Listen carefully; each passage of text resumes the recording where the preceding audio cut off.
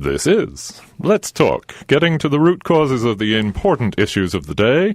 This on-the-air community forum believes your voice matters and welcomes all thoughts and views without judgment. Please join today's conversation by calling 415-663-8492 or tweet us at Let's Talk on KWMR. Well, don't tweet us. No, never mind that one.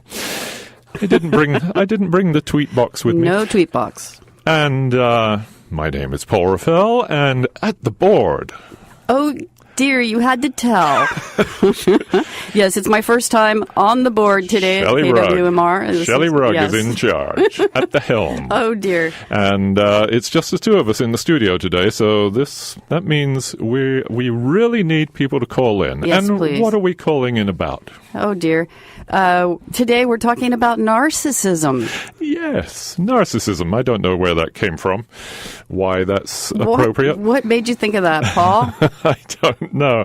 How are my levels? Am I okay? I think you're okay. Yeah, okay. I always have trouble hearing myself in that mic as well. Oh, interesting. Oh, there it is. Oh, yes. Is that better? I'm so unused to being on this side.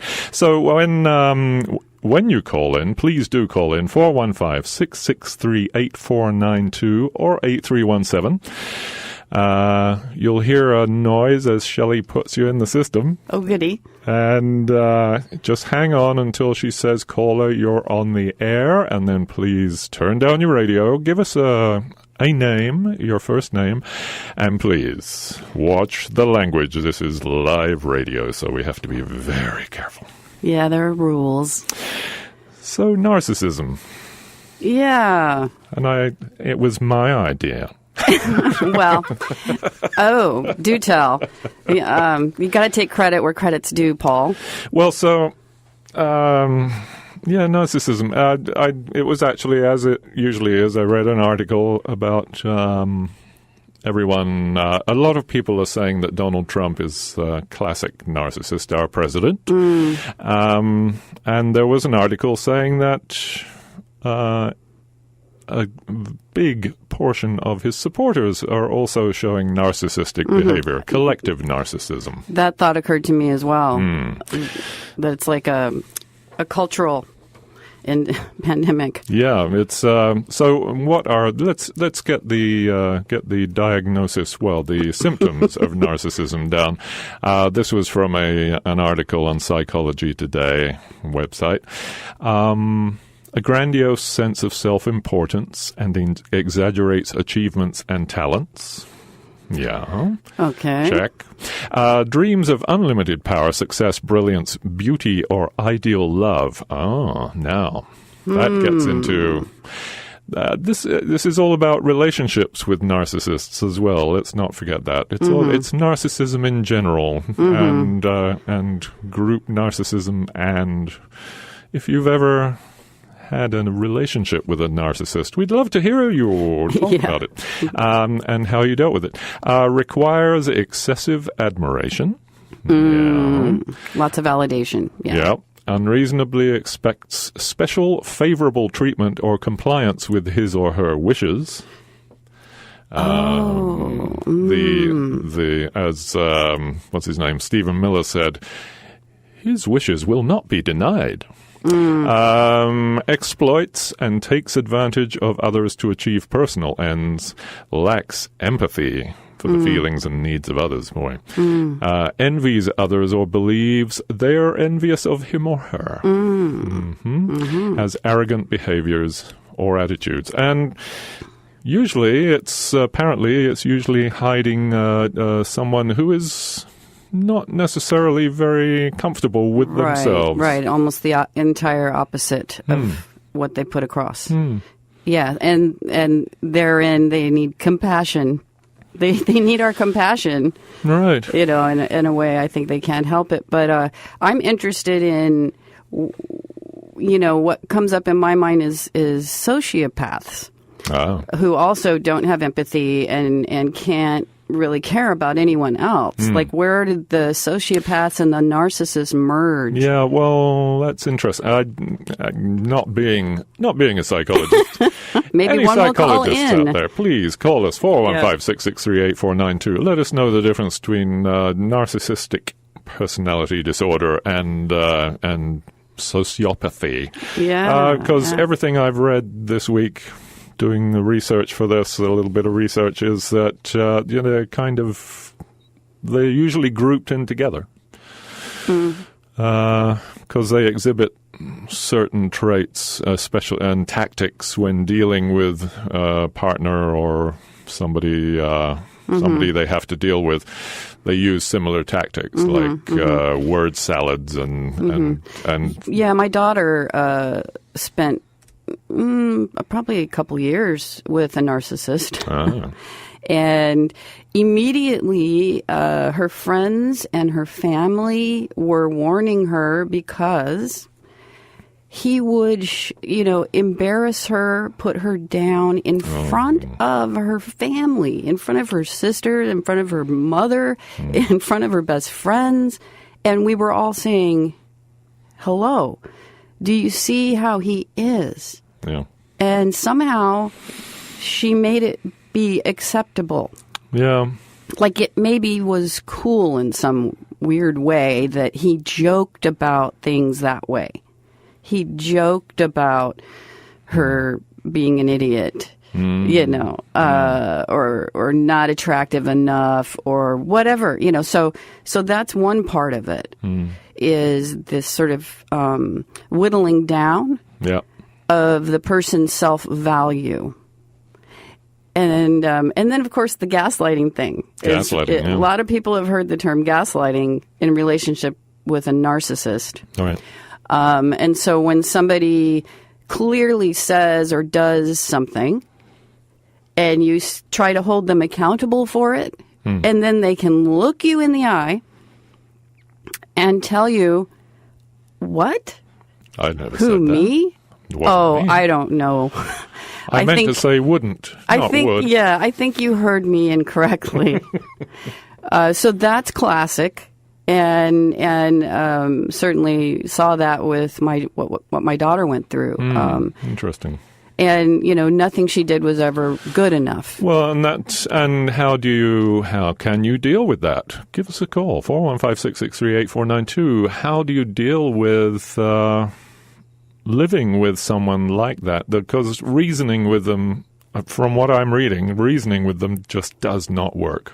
Okay. Telling them that they're a narcissist or a sociopath, for example, is not a good idea. Leaving articles around that might be helpful. No, because that's an attack.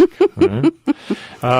Right. When they engage in linguistic communication, the words and phrases they use often don't mean what you think they mean.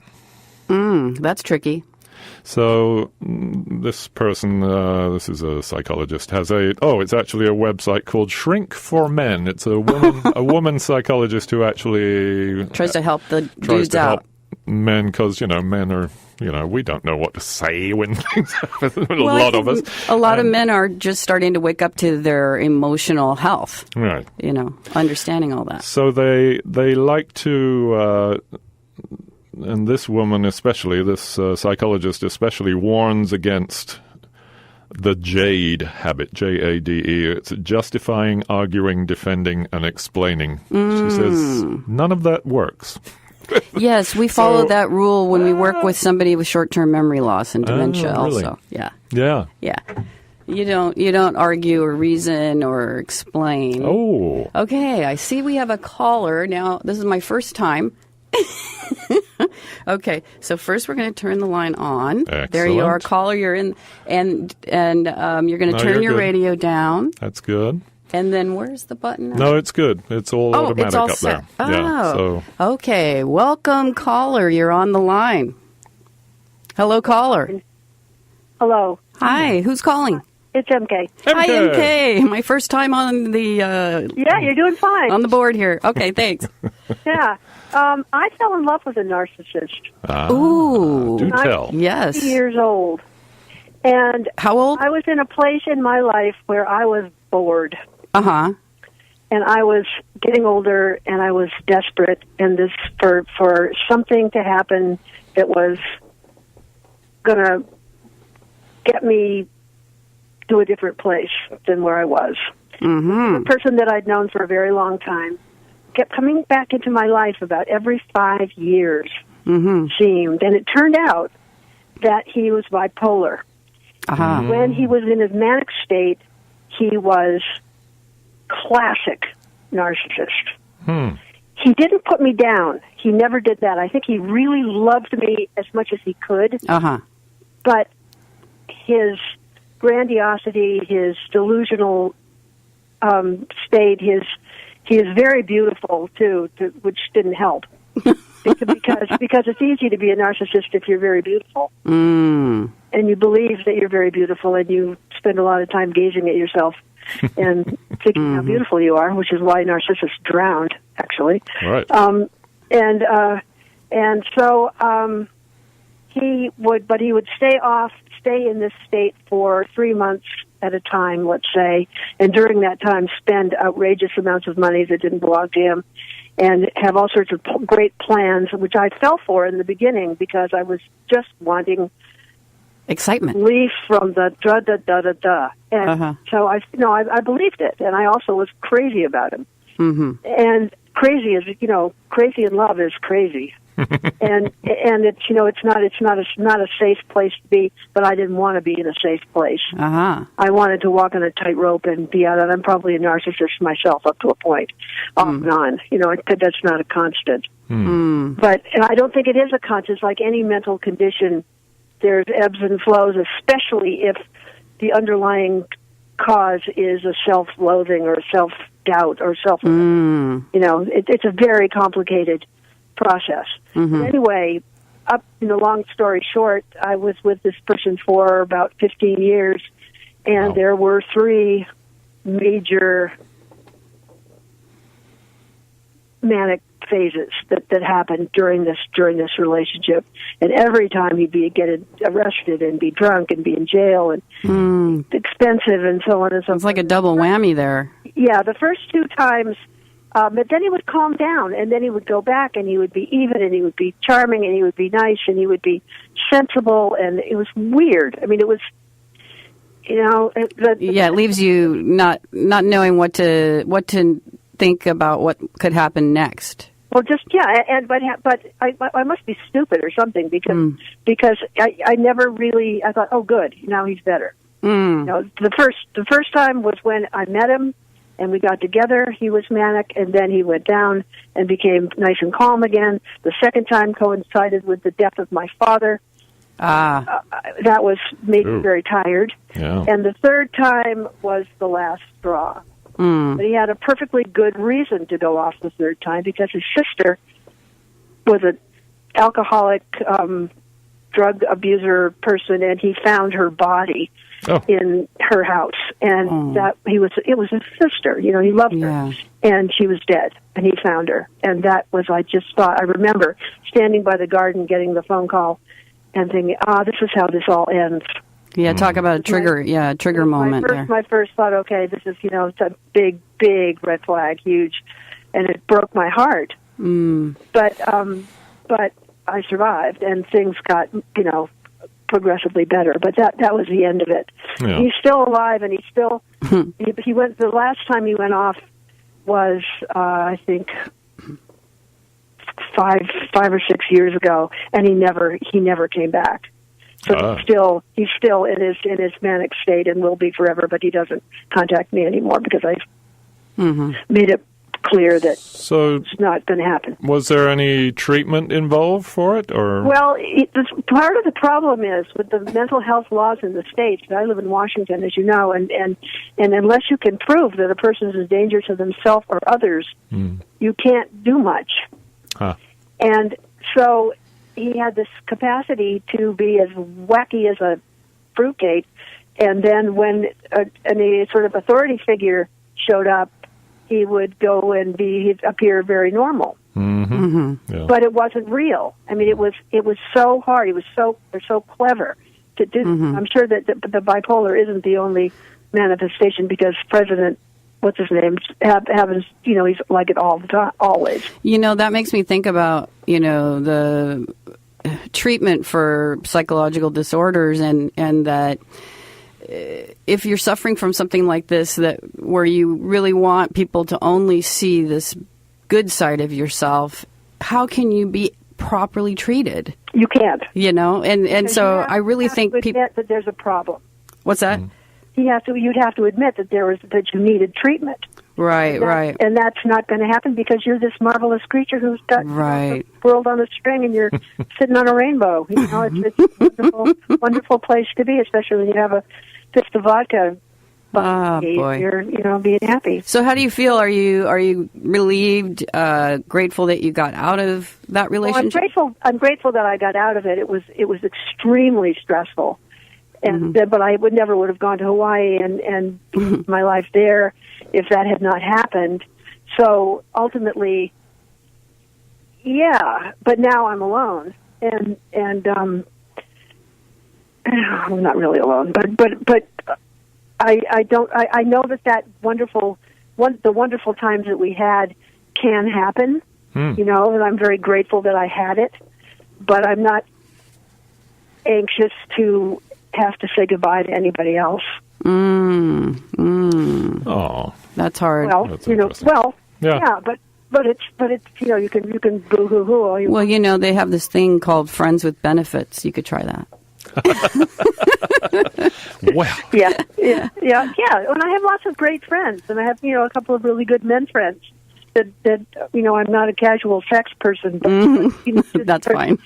No, I just can't. I can't do that. And which probably is what gets me into trouble, or has gotten me into trouble over the years, because I always fall in love with people. That's normal. You're normal. I think it is. I think it is too. Yes. But anyway, good luck, and I'm glad when I saw that you were going to do this, Paul. I thought, oh my, okay, all right. Yeah, I'm so glad you called. Thank you.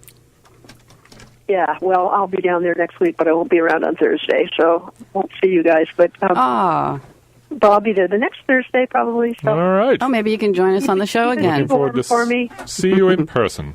Thank you. All right, thanks for calling. All right, take care. Bye-bye. And joining us in the studio is Mia Farrow. Mia Farrow. Hi, totally crashing your show. Sorry. Can you hear me okay? I think so. Okay, awesome. I just had to jump in because this is such a I know it's an unpleasant topic, but it's so interesting. And I started reading this book by Dr. Sam Vaknin. It's called Malignant Self-Love, Narcissism Revisited. Malignant Self-Love. And there was just so much interesting stuff in there. And I mean, I don't even know if he is like a master of the field, but the stuff just resonated when you hear it. It's just so fascinating. And then I just wanted to mention this one thing. It was called the grandiosity gap, which I thought was so interesting. And it was like, because I think when we think of a narcissist, we think of somebody who is, you know, like spending the money out at the strip club, you know, whatever.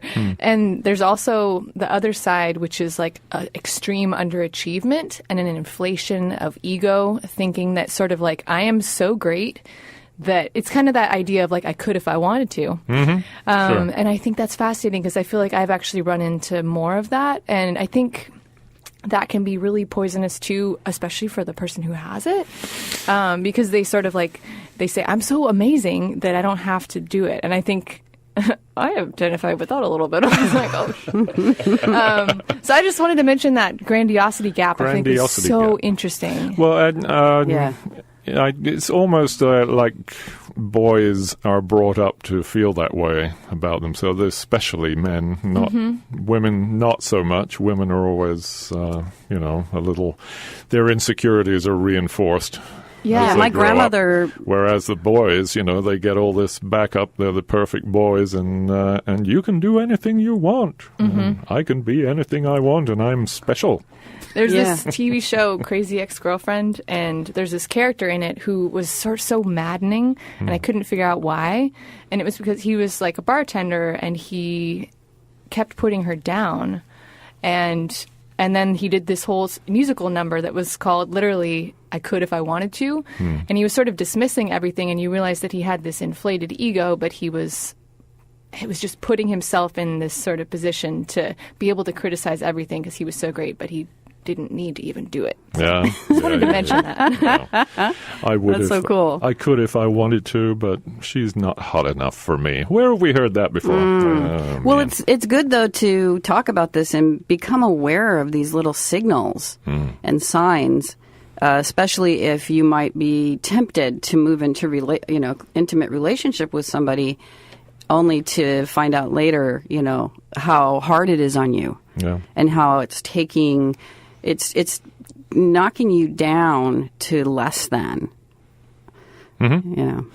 Yes, all the tactics. Let's talk about tactics that they use. Oh.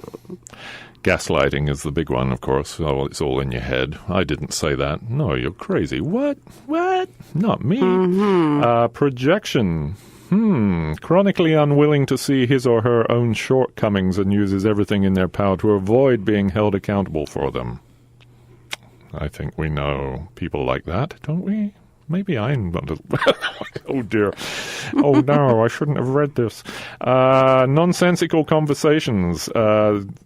Malignant narcissists and sociopaths. See, there it is. They join them together. Use word salad, circular conversations, ad hominem arguments, projection, and gaslighting to disorient you and get you off track should you ever disagree with them or challenge them in any way. Yeah, put you in a state of confusion. Challenges are not just challenges, they're attacks. A discussion is not a discussion, it's an argument, right? Blanket statements and generalizations. Well, I know I do that. Oh, dear. Oh, Paul. Deliberately misrepresenting your thoughts and feelings to the point of absurdity. They misrepresent your thoughts and feelings to the point of absurdity. Differing opinions, legitimate emotions, and lived experiences get translated into character flaws and evidence of your irrationality. Nitpicking and moving the goalposts. Changing the subject to evade accountability, covert and overt threats, name-calling, all that. It just goes on and on and on and on. I don't know. How can you... Well, at one point... What is the coping mechanism to deal with that? Give us a call, 415-663-8492. I thought that my dad might have narcissistic tendencies, mostly because whenever one engages in conversation with him, you can barely say one sentence, and he's going, oh, in my case, and suddenly now we're talking about his thing, and when it was supposed to be about yours, and but at the same time, my dad, he didn't go around saying, oh yeah, I'm great, but a lot of other people said he was great. So, I think that's one thing that I can recognize. Okay, he's not a narcissist. That's his way he communicates. He just needs to hook in. Always he about needs to him. bring it back, to something he can personally relate to. Interesting. Yeah. But earlier I was going to say my grandmother, she used to tell me, always put others first. Yeah. And, you get this mindset. And suddenly you're thinking, oh, they must know better, or their needs matter more than mine. Yeah, always putting others first. I mean, that's like it's just respect for others, really, is what she's talking about. But when she says it that way, and I think when you're a child and you hear something like that, it's very impressionable, and you try to. So put it into action. How has that changed now? Are we telling our children that they're all wonderful human beings? And I mean, I'm hearing more and more. We did a show about it not long ago about helicopter parenting and how children are raised to basically run the house. Yeah, everything revolves around them. Is that feeding into this? I don't know. Well, we have a caller. So, welcome, caller. You're on the air. Oh, is that me? This is Hallett Marconi. Hey, Hal. Hi, Hal. I sent Paul a snarky mail, so I figured I better call in. I can't believe we're actually talking about this in the abstract, and I thought this was going to go directly to Trump. Well, we try to avoid a name as much as possible. But I think an interesting distinction to make is if you are hampered by this particular psychopathology, it must be terrible for some people, but for others, it's got to be great. If you can, like a drug, if you can keep finding this drug and taking this drug, you don't feel the same sorts of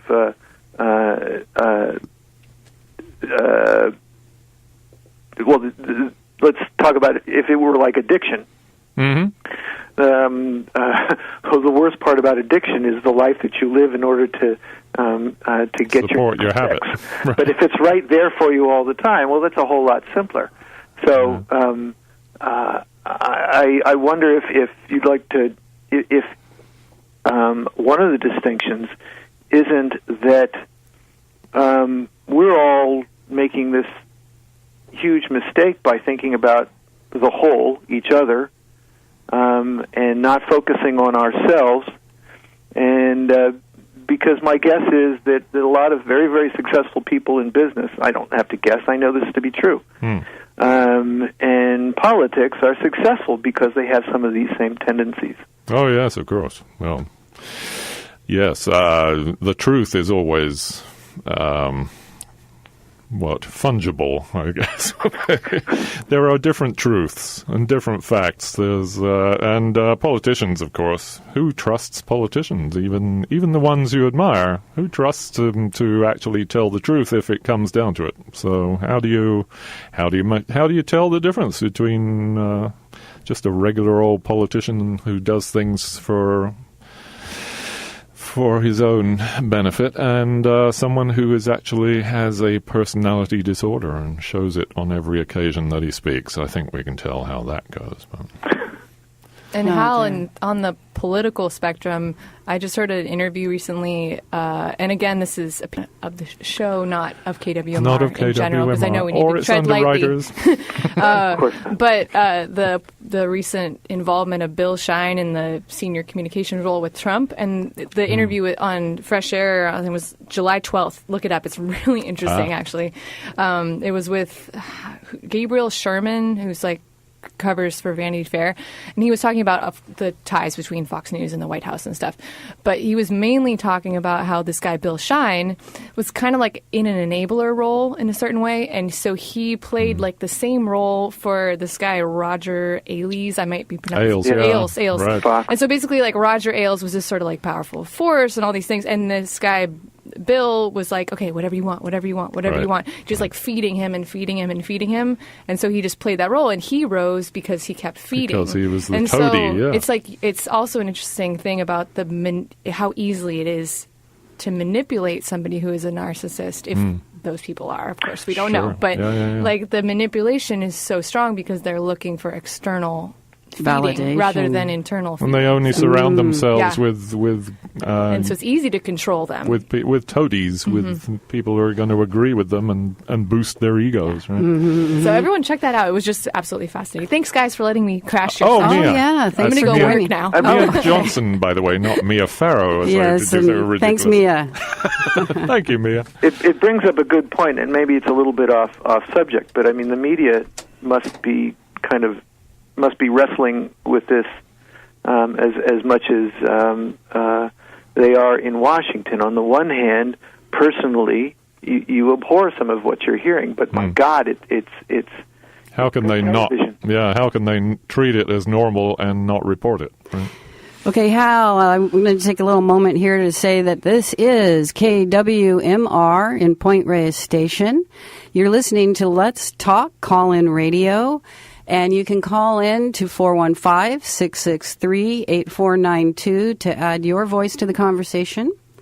And I am I'm Time passing. to thank our underwriters. We're thanking our underwriters that aren't marked. Who would the first one be? Let's go to West Marin Food and Farm Tours. Ah, yes, West Marin Food and Farm Tours. We are supported by, of course, all our members, monthly, yearly, and calendar club, and all the volunteers who work here, and the staff, of course. West Marin Food and Farm Tours, offering culinary adventures in the Point Reyes area. Trips include local history, behind-the-scenes tours, and tastings of cheese, wine, oysters, grass-fed meats, pastries, produce, and more. Details available online at foodandfarmtours.com. That's foodandfarmtours.com. And we are also supported by Whistle Stop, providing support and transportation services for older adults and people living with disabilities in Marin County. Whistle Stop's Active Aging Center provides meals, classes, multicultural gatherings, information, and referral services. Online at whistlestop.org. And Coastal Health Alliance. Coastal Health Alliance.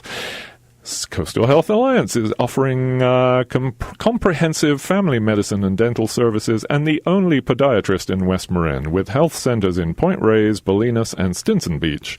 Coastal Health welcomes patients with Medicare, Medi-Cal, private insurance, including Kaiser, or no insurance. Appointments and general information at 415-663-8666 or coastalhealth.net. And there is one traffic announcement, a safety reminder on the road here for Saturday, July 21st. This Saturday, Marin Agricultural Land Trust will be putting on the Tour de Malte, a 53-mile benefit ride in which bicyclists will start from Nicasio at 7 a.m., head north through Chileno Valley to Tamales, and then back toward Nicasio on southbound State Route 1 early that afternoon.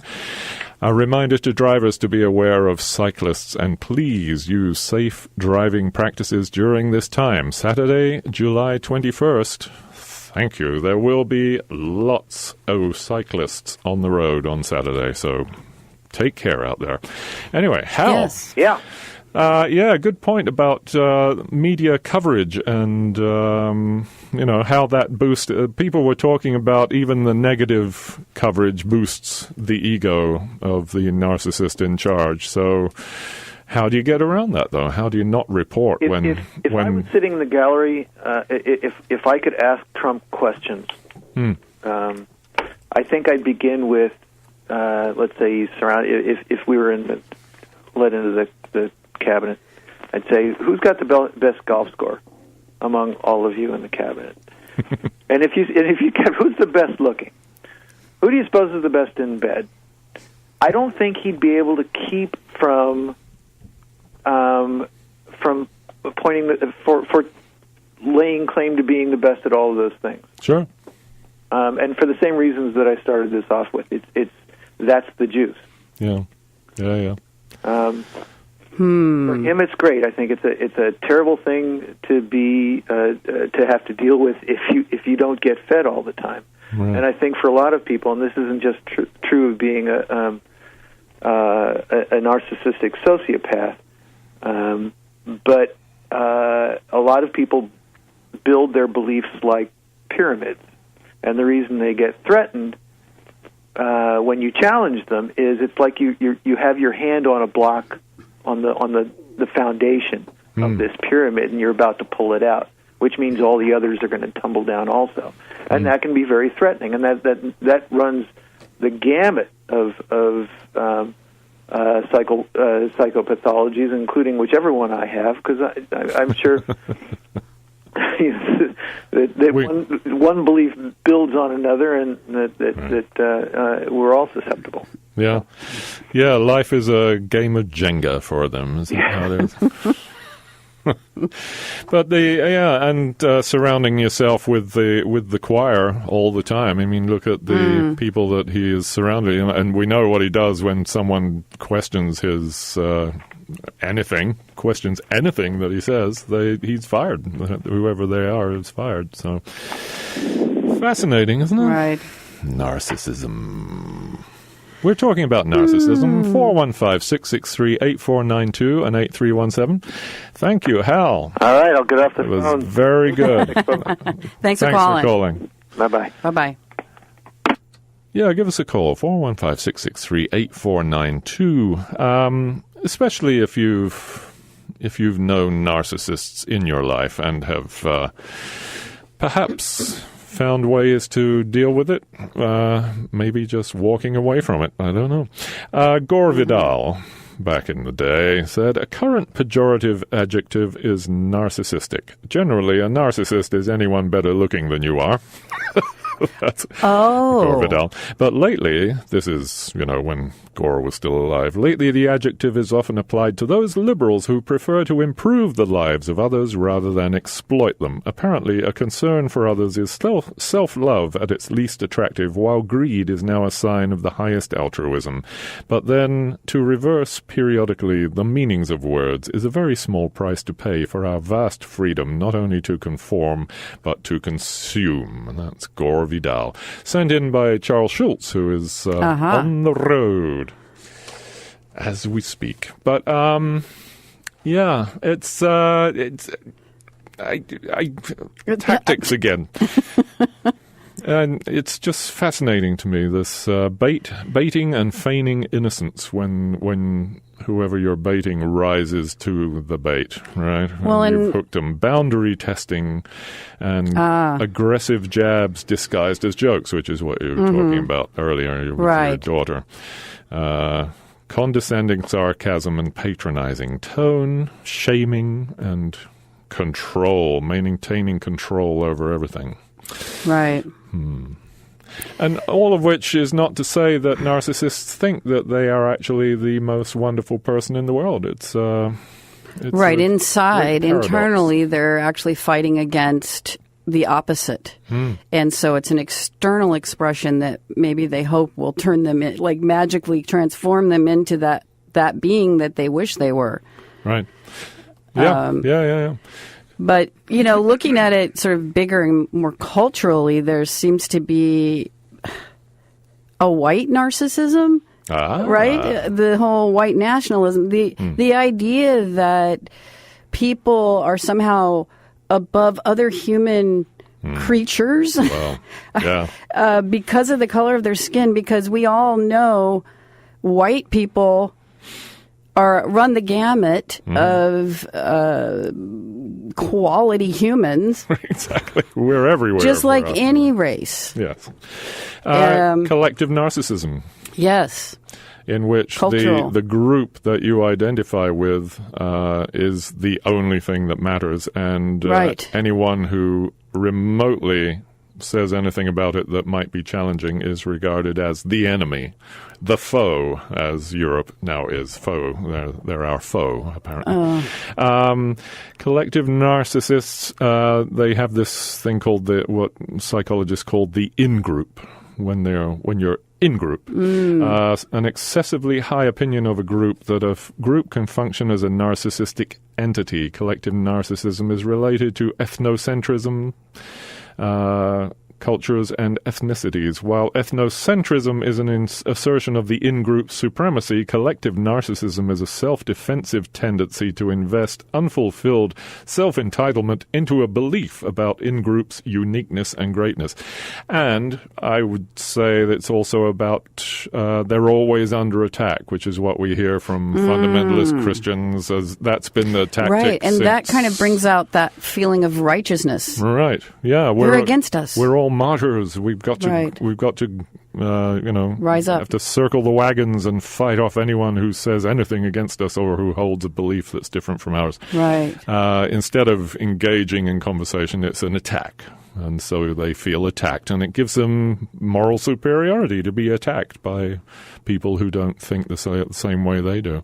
And that's that's what we're, in my opinion. Yes, Paul. Not in the opinion of KWMR, its underwriters, or staff, or anyone else, but only me. I think that's what we're saying. This collective narcissism, the support of people who are Right. always Trump, or always anybody, let's face it, always Democrat, always Right. Hillary, Well, whatever. group mind can happen with any group. Right. That's true. Collective narcissism, I wish other people would recognize the authority of my group. We have a natural predisposition to influence others. If my group ruled the world, it would be a much better place. I think, can't we all goes identify? both ways. That's the thing. It really does go both ways, you know. Yeah. We can easily flip it and go, well, if I was on that side of the fence looking at me, I would want to do me in too. Exactly. You know, there's a very strong divide right now. Right. This us and them, and what's true and what's false. And I saw a video clip today, and the background says "True News," TRU News. Of course, it was horrible ranting that was far from the truth, but. It's such a weird time right now. Isn't it?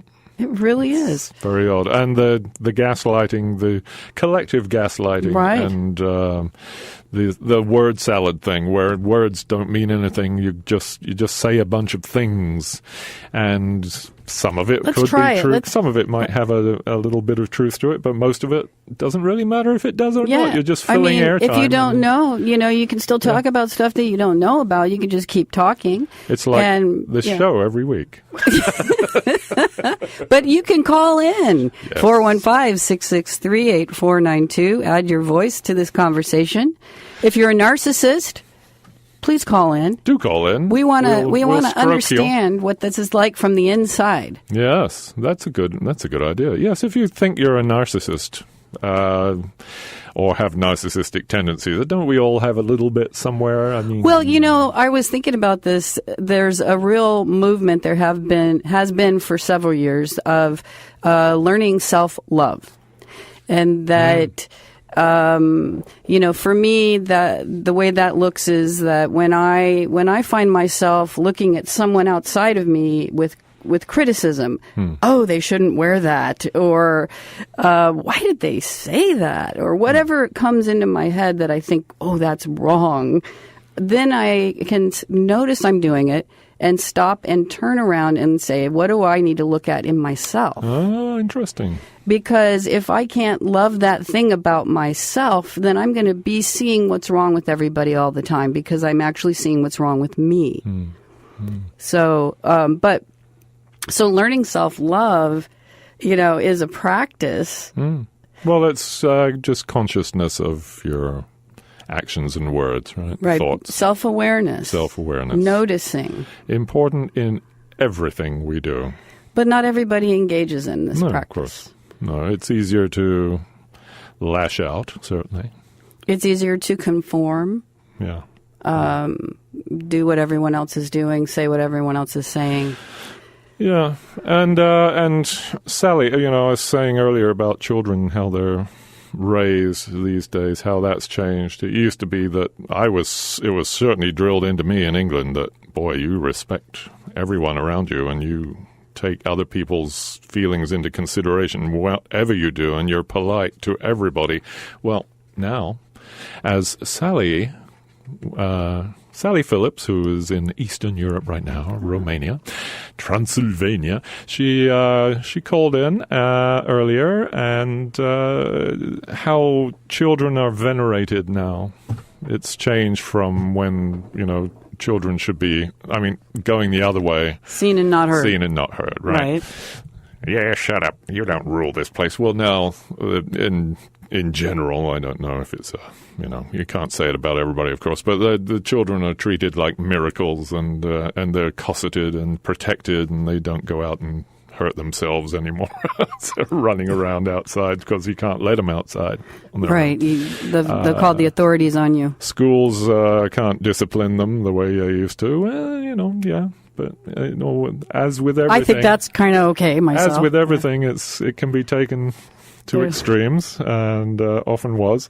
And with social media, where you're doing everything online, and you can say whatever you want on social media, and what are the consequences? There are no consequences. There's a lack of boundaries. Maybe that's contributing to an increase in narcissistic tendencies in the group narcissism. Do give us a call, 415-663-8492. Yeah, so it seems like there can be fine lines between self-love, self-esteem. There's value in thinking highly of yourself, but if it's not a real assessment, if you're not willing to have critical thinking to go along with your growth process, then and that it's the go-to is just simply, I do hear all the time, you're perfect just the way you are, right? And actually, I just saw the Mr. Rogers movie, and that's one of his lines, you're perfect just the way you are. Talk about an empathetic person. Wow. Yeah.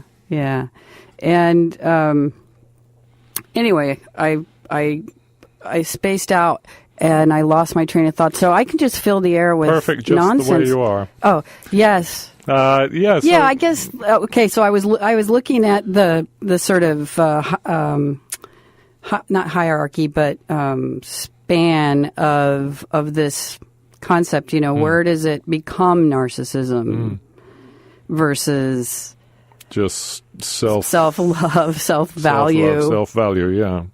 I guess I think it has to do with empathy, lack of empathy. Or if you're harming others. If your need to be right and the best and have it your way harms others, that's where I think we've gone over the line. And I think in this country we talk about freedom, and there are certain groups that want to have the freedom to open carry. But if somebody from the other side wants to join you in that open carry, that's a problem. Yes, exactly. Yes. So, yeah, or religious freedom. Right. I want to have the freedom to practice whatever religion I choose. But some people, their freedom of religion hinges so much on making sure everyone else is doing the same. Right. They're not different. Oh, yes, I see. Yeah, well, yeah. I mean, because everyone else is wrong. It's that in-group thing again. Right. The righteous mind. Anyone outside the group is unworthy of attention and is probably attacking you. And so we should... Yeah, there's a lot of aggression, public aggression now in the way things are said in public. Right. From the top down in this country. Yes. The humiliation, the name calling, all that stuff. Feeling under attack all the time. They're very thin-skinned. A lot of these organizations are very thin-skinned, and that's often a thing that's leveled at liberals with political correctness and all that. You're so thin-skinned. Right. Snowflakes. And I was thinking, my think about the gun lobby and the Trump supporters, and they are all under attack. Especially the Christian minority, the moral minority. Remember that? That's when the moral minority, Jerry Falwell, all those guys got together and started whipping up fervor in Christians. Christians didn't used to want to get involved in government. They thought it was the devil, and Well, and there's the separation of church and state. Someone comes along and says, "Look at there's this whole group of people, a lot of people out there who are and now I become a lobbyist, ripe for the picking," and so they. Yeah, they whipped them up and told them they were all martyrs. They were being martyred by this immoral minority, I guess, and people of no faith. So that's something we do need to wake up to, is our ability to be manipulated. We're manipulated regularly on a daily basis with marketing, advertising, and not all of it's a bad thing. I want to know a concert coming up, a good movie to go see or whatever, but when we're being marketed to and we don't even realize that's what it is, like online articles, everything online is that about tell marketing. you this is what's true, is actually a marketing tactic. And marketing always wants to connect with emotion. Fear is a very good marketing tool. And so waking up that awareness in ourselves to stop and sit with something that we hear or see or read, and then start to find out more about it before we react. And this, the Russian threat, the way they used Facebook and other social media, that we're blaming it all on the Russians. I'm sure there is a lot of countries doing the very same thing, but how is that feeding into all this? It puts everyone under. People are being attacked. People are being reinforced in their views. People are being told that aggression is a fine thing. Don't worry about being over aggressive. Defend your freedoms with. All that. It's the extremity of it seems to have grown. The extremes, right. It's just escalated all the time.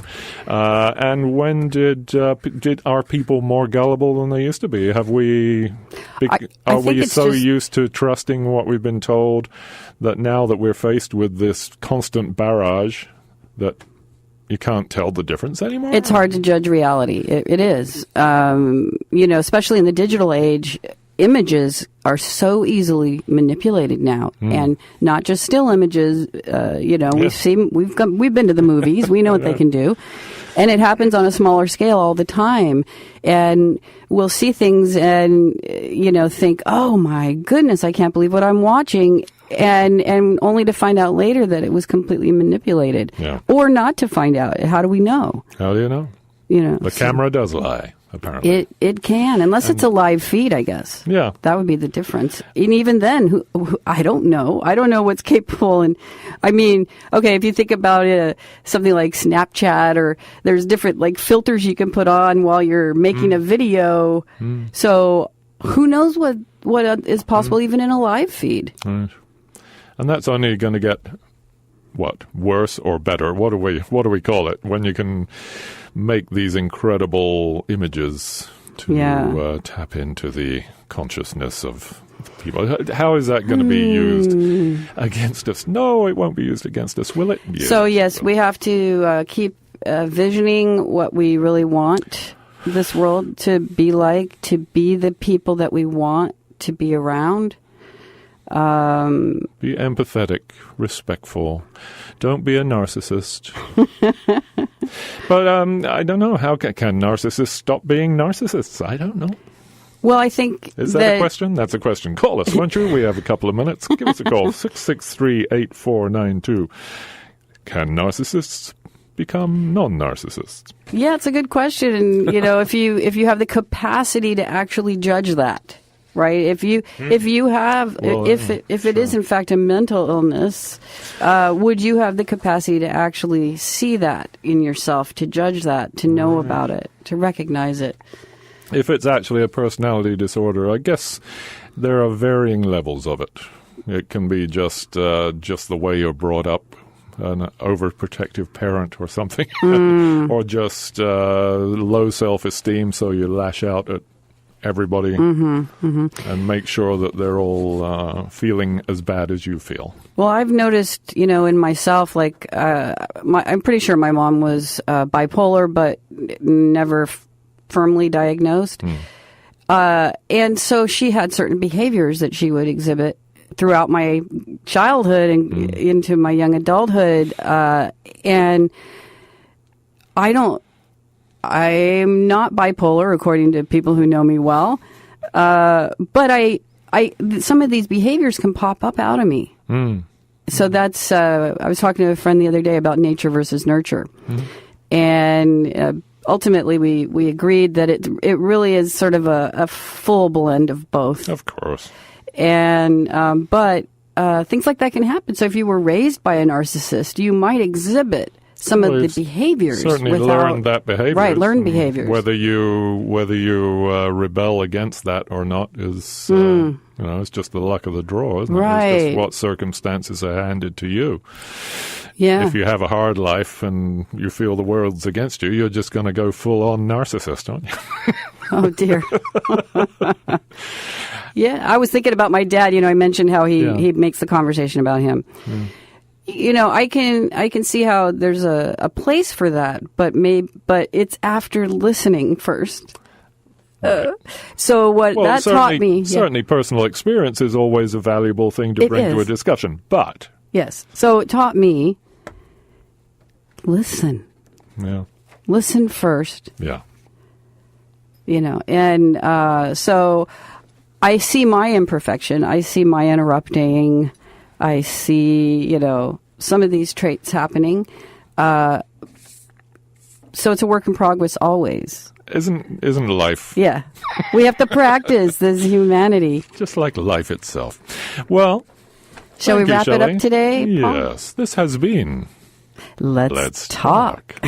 And thank you to our callers. That's wonderful. And thank you to all our listeners. KWMR does not take a stand on any of the issues discussed on Let's Talk. Opinions expressed on this program are those of the hosts and callers and don't necessarily reflect the views of KWMR, its board of directors, underwriters, or members. And Shelley, fantastic job at the helm here. Thank you, Paul. What do they call it on Star Trek? The con. I wouldn't have had that answer. And, we'll see you. We'll be back next Thursday with another delightful piece of Can't wait. topickery. All right. Thanks, everybody. Bye-bye.